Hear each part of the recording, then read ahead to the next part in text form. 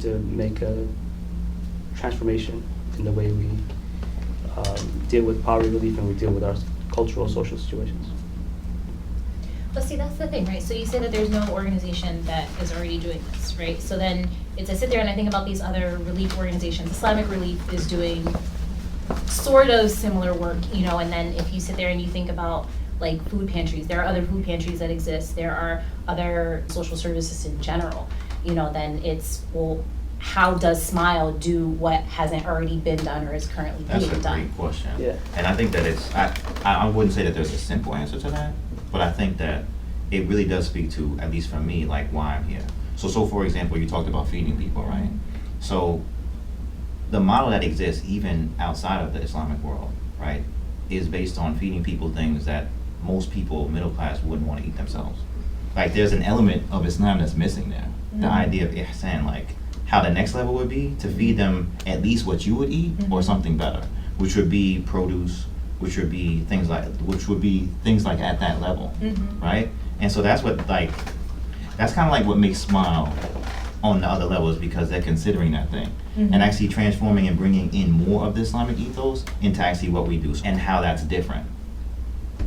You know? Building off of what you said, I think like what Smile does is what's very unconventional about Smile is they recognize that not only is it important to feed the body, but it's also important to feed the soul, and that's why we have the art realm going on, because if people are just, it's fine when they're getting fed and they're healthy, that's great, but they're not empty shells. There's something else deep inside as humans, and us fulfilling ourselves in the humanities is very important. And Tariq was telling me about how his model for success was the Harlem Renaissance, and that really pulled me in to Smile when he was telling me about that, because the Harlem Renaissance was all about coming up from nothing.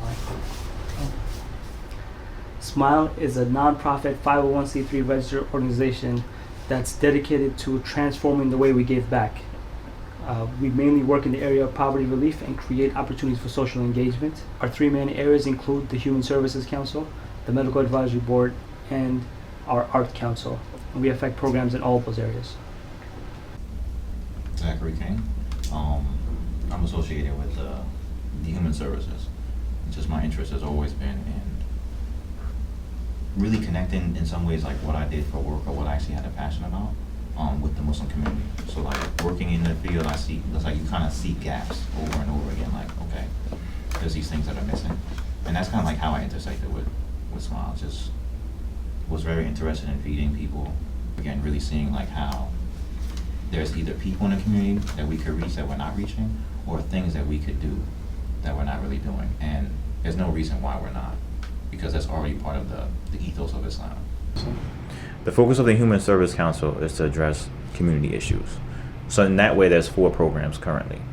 The first one being a food pantry. This is the most basic, feeding people who are in need, and actually helping address poverty on a grand level. It's been even said amongst a model place.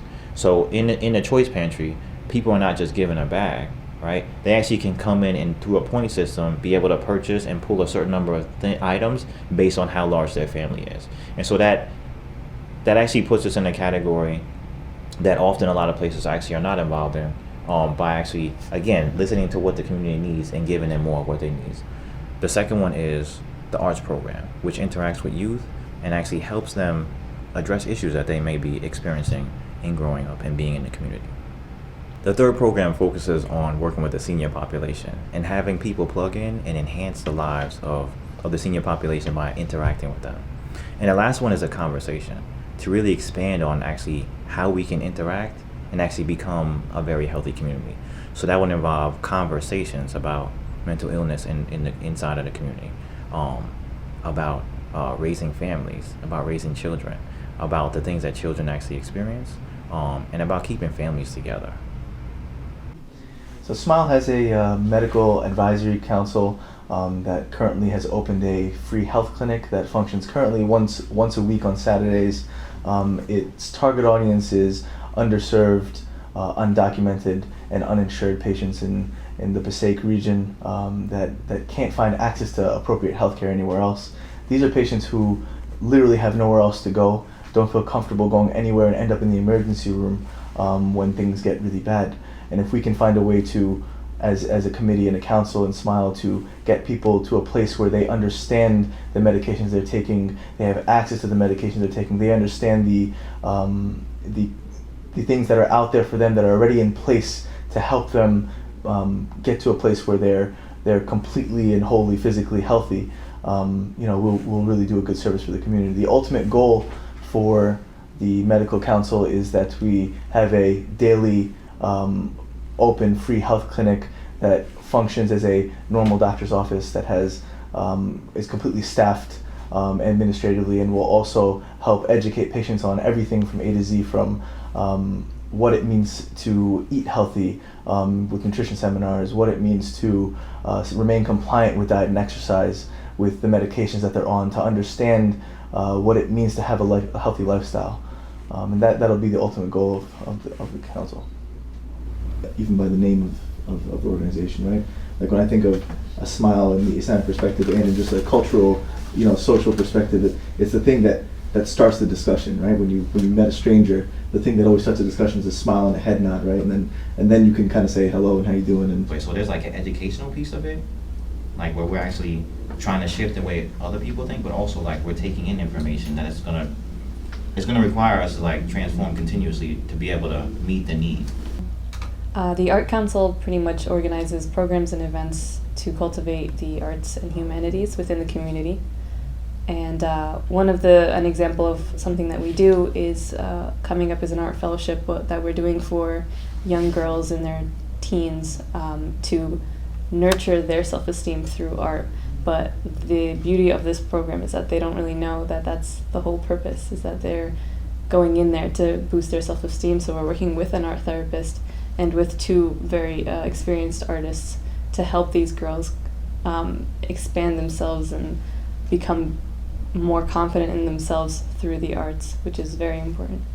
What's really unconventional about the SMILE for Charity organization is that it does focus on, food pantries and health clinics, which is, of course, very important in the physical sense for a human being, but it also focuses on the humanities, because SMILE recognizes that it's not only important to feed the body, but it's also important to feed the soul.